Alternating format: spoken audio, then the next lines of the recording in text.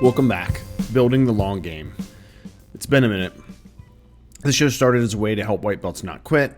It grew into structured conversations about fundamentals, blue belt standards, plateaus, recovery, how to survive long enough to improve.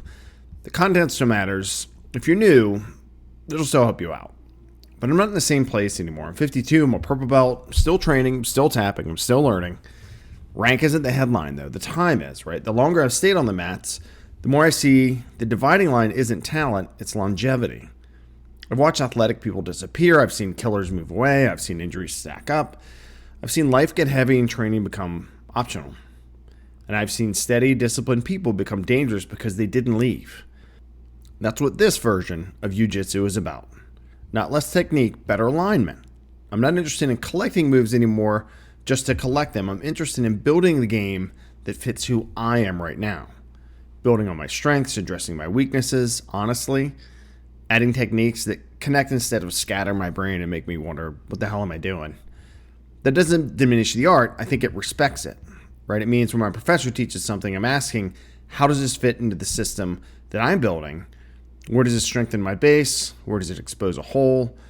And I feel like that's jiu-jitsu maturity, not reduction.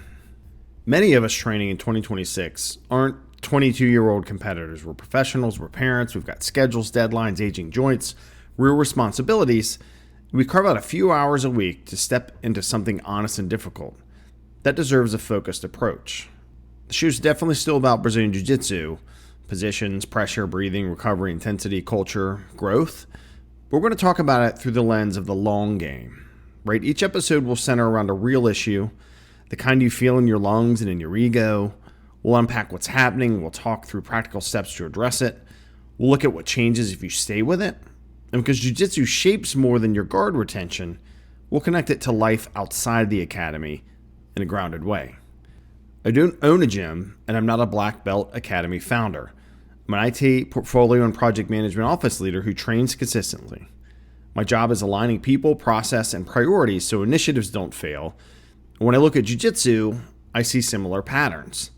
Onboarding matters, retention matters, ego disrupts execution, panic narrows the vision, clear focus under pressure saves projects, and it saves rounds. And that lens will show up here.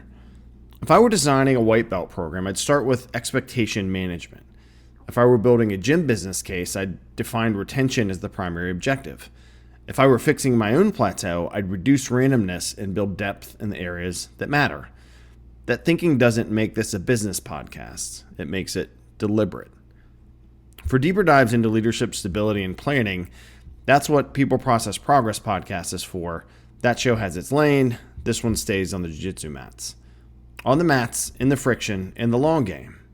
This isn't about being the best in the room. It's about still being in the room, still refining your game, still strengthening your base, still addressing weaknesses instead of avoiding them, still showing up when it would be easier not to.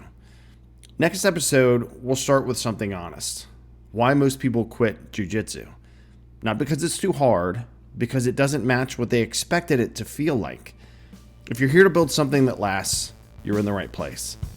Now let's get back to work and remember to breathe, frame, keep those elbows in, keep showing up, and survive. Godspeed, y'all.